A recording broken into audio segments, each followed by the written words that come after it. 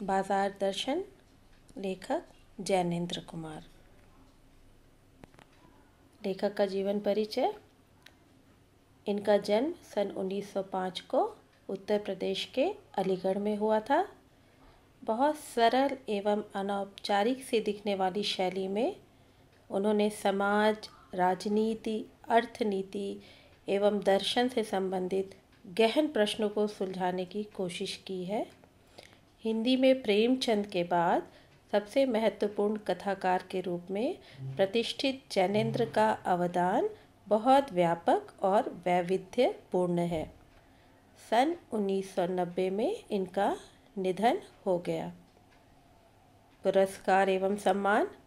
1971 में जैनेंद्र कुमार को पद्म भूषण से सम्मानित किया गया तथा 1979 में साहित्य अकादमी पुरस्कार प्राप्त किया। इनकी मुख्य रचनाएं हैं उपन्यास, परख, सुनीता, त्यागपत्र, कल्याणी, विवर्त, सुखदा, व्यतीत तथा जयवर्धन।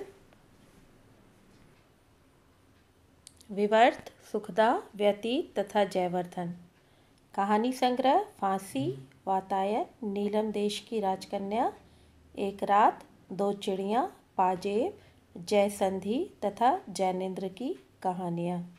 इनके निबंध संग्रह हैं प्रस्तुत प्रश्न, जड़ की बात, पूर्वोदय, साहित्य का श्रेय और प्रेय, मंथन, सोच विचार, काम, प्रेम और परिवार तथा ये और वे। अनुदित ग्रंथ हैं नाटक मंदालिनी, कहानी संग्रह प्रेम में भगवान तथा नाटक पाप और प्रकाश। इस पाठ में कवि बाजार के दर्शन को बताएंगे और बाजार का दर्शन कराएंगे। पाठ का प्रतिपाद्य।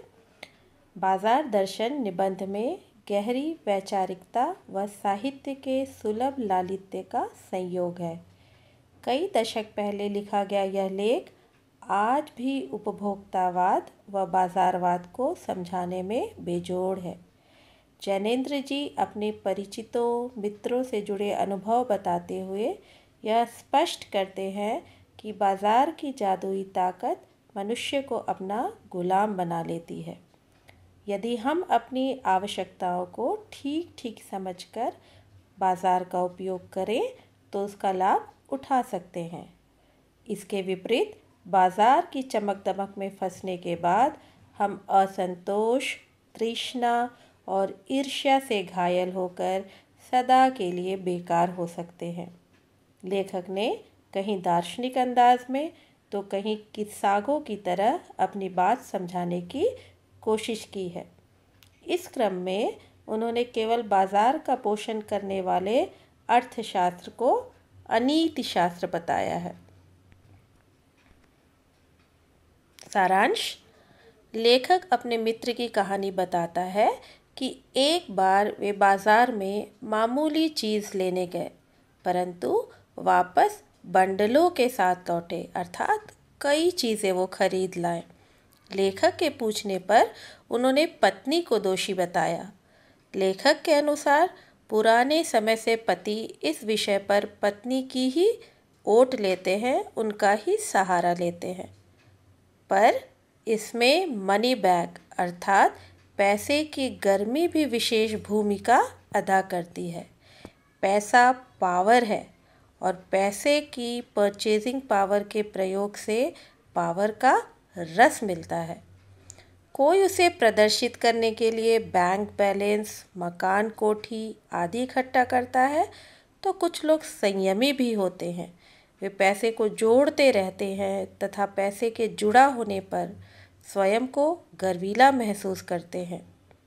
अर्थात कुछ लोग संपत्ति इकट्ठा करके पैसे के पावर का आनंद लेते हैं तो कुछ लोग पैसे इकट्ठा करके ही पैसे के पावर का आनंद लेते हैं।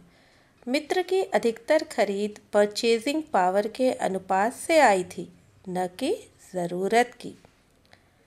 लेखक कहता है कि फालतू चीज़ की खरीद का प्रमुख कारण बाजार का आकर्षण है। मित्र ने इसे शैतान का जाल बताया है। बाजार अपने रूप जाल अर्थात अपने आकर्षण में सबको उलझाता है। यह लोगों के मन में इच्छा जगाता है। फिर हर आदमी को चीज़ की कमी महसूस होती है। यही चाह और अभाव मनुष्य को पागल कर देता है। असंतोष, तृष्णा व ईर्ष्या से मनुष्य सदा के लिए बेकार हो जाता है अर्थात उसके सोचने समझने की शक्ति समाप्त हो जाती है। लेखक का दूसरा मित्र दोपहर से पहले बाजार गया तथा शाम को खाली हाथ वापस आ गया। पूछने पर बताया कि बाजार में सब कुछ लेने योग्य था, परंतु कुछ भी न ले पाया।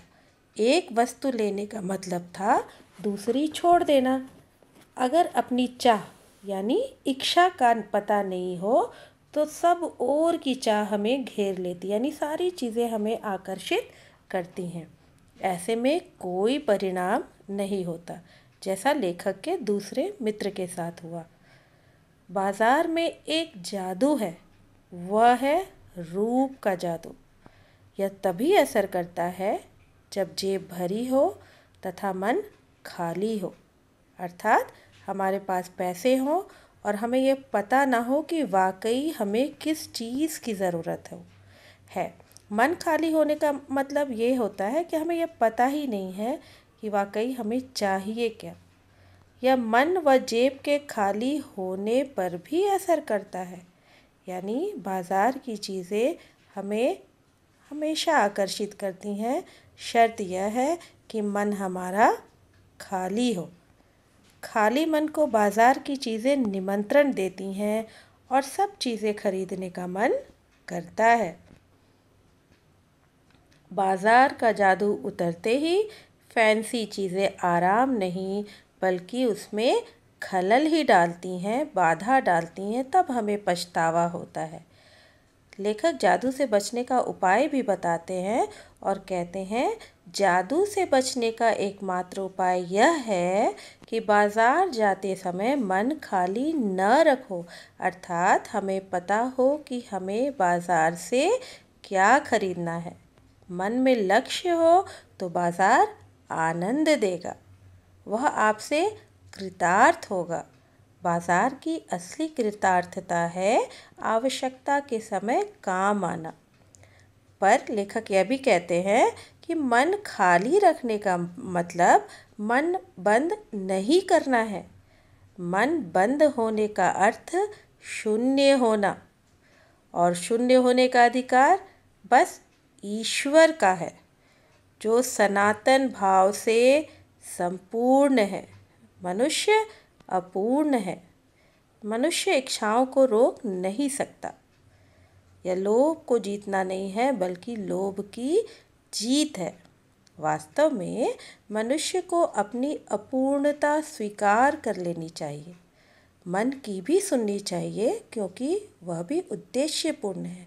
यदि ईश्वर ने हमें हृदय दिया है, मन दिया है, तो उसका भी प्रयोजन है, पर मनमानेपन को छूट नहीं देनी चाहिए। आगे लेखक एक और उदाहरण देते हैं। कहते हैं लेखक के पड़ोस में भगत जी रहते हैं। उनका पेशा चूरन बेचना है। चूरन उनका बहुत प्रसिद्ध था। वे प्रतिदिन 6 आने पैसे से अधिक नहीं कमाते थे। यह उनका सिद्धांत था कि प्रतिदिन 6 आने पैसे हो गए, बस वो अपना चूरन बेचना बंद कर देते थे। वे अपना चूरन थोक व्यापारी को नहीं देते थे और ना ही पेशगी ऑर्डर लेते थे। 6 आने पूरे होने पर वे बचा चूरन बच्चों को मुफ्त बांट देते थे। वे सदा स्वस्थ रहते थे।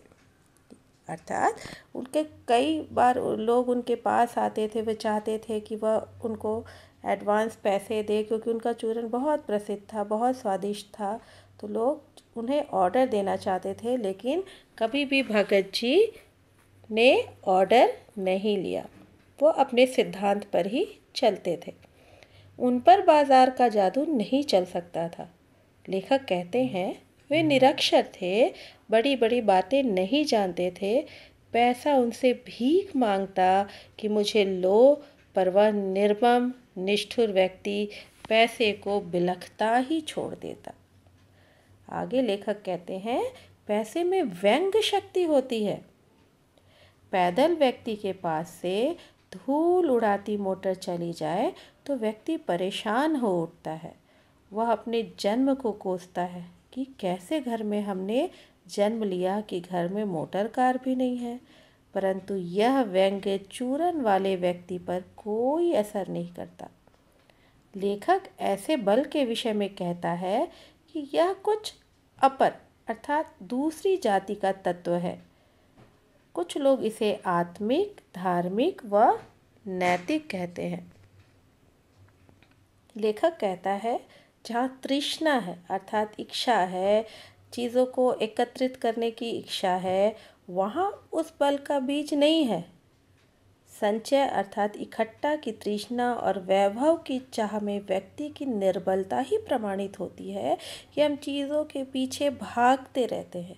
हमारी जो इच्छा है वह समाप्त ही नहीं होती है। हमें और चाहिए वाली स्थिति से हम गुजरते रहते हैं। हमारे मन में संतोष नहीं होता और वह मनुष्य पर धन की और चेतन पर जड़ की विजय है। एक दिन बाजार के चौक में भगत जी व लेखक की राम राम हुई।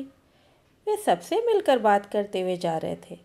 भांति भांति के बढ़िया माल से चौक भरा था, यानी बाजार उस समय भी सजा हुआ था, किंतु उनको मात्र अपनी ज़रूरत की चीज़ से मतलब था। वे रास्ते के फैंसी स्टोरों को छोड़कर पंसारी की दुकान से अपने काम की चीज़ें लेकर चल पड़ते हैं। उन पर अर्थात भगत जी पर बाजार का जादू नहीं चलता। बाजार उन्हें शून्य लगता है, पर फिर भी वे उसका कल्याण ही चाहते हैं। लेखक का मानना है कि बाजार को सार्थकता वही मनुष्य देता है जो अपनी ज़रूरत को पहचानता है। जो केवल परचेजिंग पावर के बल पर बाजार को व्यंग्य दे जाते हैं, वे ना तो बाजार से लाभ उठा सकते हैं और ना उस बाजार को सच्चा लाभ दे सकते हैं। वे लोग केवल बाजार का बाजारूपन ही बढ़ाते हैं। ये कपट को बढ़ाते हैं, जिससे सद्भाव, आपसी प्रेम भाव घटता है। एक दूसरे को ठगने की घात में लोग रहते हैं। ऐसे बाज़ारों में व्यापार नहीं, शोषण होता है। कपट सफल हो जाता है तथा ऐसा बाज़ार मानवता के लिए विडंबना है, और जो ऐसे बाज़ार का पोषण करता है उसका शास्त्र बना हुआ है वह अर्थशास्त्र सरासर औंधा अर्थात उल्टा है। वह मायावी शास्त्र है जो लोगों को अपने जादू से केवल आकर्षित करने का काम करता है, और लेखक ऐसे अर्थशास्त्र को अनीति शास्त्र कहता है।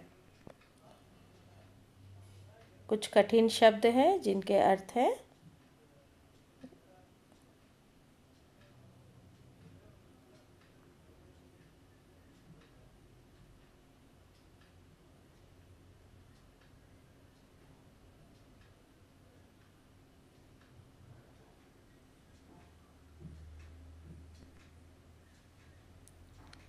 बहुत प्रश्न पाठ के आधार पे।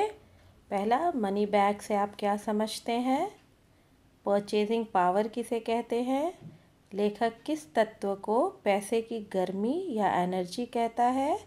लेखक ने संयमी किन्हें माना है? लेखक के मित्र अपनी खरीदारी के लिए बाजार को दोष क्यों देते हैं? बाजार लोगों को किस प्रकार आकर्षित करता है? तो बच्चों, इसमें पूरे पाठ में कुछ मुख्य बिंदु है जिस पर ध्यान देना है कि किस तरह के ग्राहक होते हैं, बाज़ार का जादू क्या है, बाज़ार का जादू किस प्रकार हमें अपनी ओर खींचता है, बाज़ार के जादू से बचने के लिए हमें क्या करना चाहिए, बाज़ार को सार्थकता कैसे लोग दे सकते हैं, और भगत जी को भी ध्यान में रखना है कि भगत जी जैसे लोग जिन्हें पता है, जिनका मन खाली नहीं है, उन्हें पता है कि बाज़ार से उन्हें क्या चाहिए।